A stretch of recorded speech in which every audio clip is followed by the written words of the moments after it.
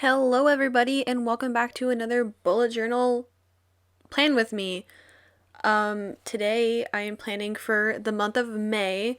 It's kind of hard to believe that we are already so close to May. I feel like it was just January not too long ago. So here we are. I didn't have any specific theme that I picked for May. I just kind of did random dots on the first couple pages, and then the second pages that I set up, I didn't put dots. I was really inconsistent with that part. But I went for just kind of like a brighter, more summery colors, I guess you could say. One's a red, another one's an orange, and then the last one's a light pink. They're Crayola Super Tips if you wanted to know what markers I was using. And then I'm also using one of those Sharpie metallic markers in gold, and that's what I wrote pretty much all of my titles in because I like these markers and I don't ever use them, and they don't bleed through on this paper. They ghost really bad, but they don't bleed through, and that's all I care about. I don't care about the ghosting. As long as they don't bleed through, I'm fine. So I kind of went with the same setup that I did for April. I condensed my calendar to one small calendar on one page, which it's not really that small because one page is like a sheet of printer paper for this, um, for my notebook. But so I did one calendar. I always start my calendars on Monday, which was kind of perfect for May because then it ended perfectly on a Sunday when I did that. So I don't have any like weird extra spaces. And then I just use my colors to color in certain parts on the calendar to have it match up. And the bottom, the first box is for important dates like birthdays and stuff, and then the second box is my monthly goals of goals I'm going to set for myself that I want to get done during the month. Usually it's has a lot to do with writing and or YouTube. So then I just went through and wrote in the numbers on the calendar. I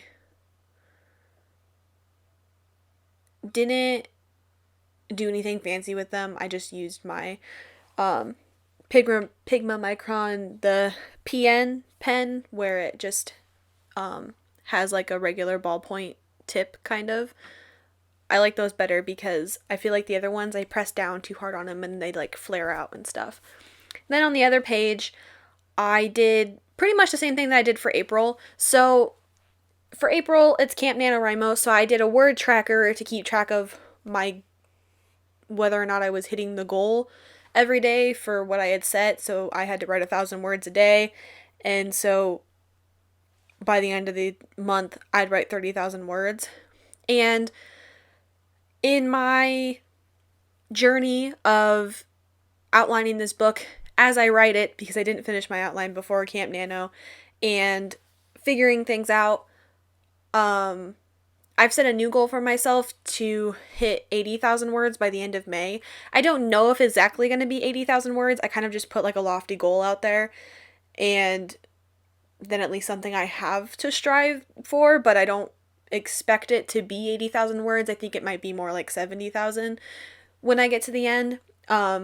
So I just did the tracker that I did on in April, except this time I didn't fill in the goal section because I've kind of been doing this new thing where I'm like ahead of my camp goal. So every day I set a goal for myself of what I want to hit to continue to keep myself ahead. And so I just made this so then I can write in like what my word goal is for that day to hit and then how many words I hit. So they're not going to be any set thing that are just like go up by certain increments every day. It's more going to be based off of like how I feel and how I think I can write, how much I can think I can write that day based on other stuff that I have to do. And then I fucked up on the bottom box. It wasn't supposed to be part of the tracker. The bottom box is just TV shows and movies that I enjoyed that month. And then the box next to it is music I enjoyed that month. I very much like to journey into the world of music, and I always try to find new songs to listen to every month. And then the other one is just being quarantined in my house, it's really easy to watch a crap ton of movies and TV shows on Netflix. So I just put that in there so I could kind of note down what ones I enjoyed the most. And then on the other side is just my May TBR with my stats I normally do, and then my Goodreads challenge goal when I'm at the beginning of the month and when I'm at the end of the month. My goal is for me to read 52 books this year, which then means I read a book a week, and then I colored in the Sunday of every week on the tracker.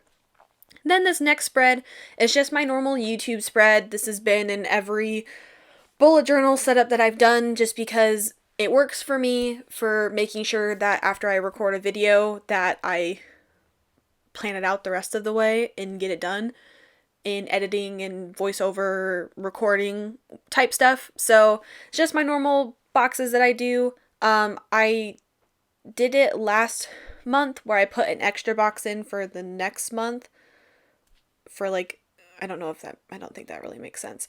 So I post every Sunday and Wednesday, and so there's only 4 Wednesdays in May, so then the last box, it would be the Wednesday in June. So then I can kind of look forward for the next month, because usually the first upload day of the next month is my wrap up for books that I read. So that's why I put that in there, because then I don't have to worry about having the next month planned out to be able to kind of plan ahead. And then I just left the page next to it completely blank. I didn't know what I wanted to do with it, but I wanted to start on a completely clean slate and have a whole 2-page spread for my weeklies, because I've been doing like a rolling weekly style where you just write Monday and then your to-do list, and then when Monday's over, the next day for Tuesday, you write like a new header, and then you do Tuesday, and they just like go from there. I've been doing that, which has been really nice for me. I like it. It's not taking up as much paper in my bullet journal as it normally does when I do like full page planned out spreads every Sunday, which I don't really mind. I'm hoping that this bullet journal will get me until the end of the year, so that I can just start a new one in 2021. And so far, I think I'm going to have plenty of pages to make it to the end of the year, which is nice. So I just left the page next to my YouTube video, whatever this thing is that you can call it, spread, blank. It might end up being like a space for me to plan out YouTube videos that I'm going to do for the month, or brainstorm, or maybe I'll end up planning out my videos for June. I'm trying to get very serious about YouTube. I'm home every day. I don't have any reason to not be uploading, except for when I really am not in the mindset to be uploading. But my goal is to kind of try to start pre-recording some videos, so then I always have like an arsenal of backup videos to put up just in case I wasn't able to record a video in the present time and just get it up. Because my problem is I try to record my video, edit it, and do everything the day before it's supposed to go up, and that's just too much for me. I like to be able to kind of spread it out and be able to upload it in advance, because it just feels like a big weight lifted off my shoulders. So that's my plan for that. And then here we are just doing my weekly spread that I did it's the same one I did in the last one, weekly tarot, calendar up in the corner, and then my goals for the week, and then I just started the Monday, so then I can just put in my to-do when that Monday starts. And that's the end of my bullet journal setup. I'm going to do a quick flip through of it in a second. So thank you so much for watching my video. If you like videos like these, I will put the playlist here for you guys to watch, and please subscribe and like this video, and thank you so much for watching. Bye.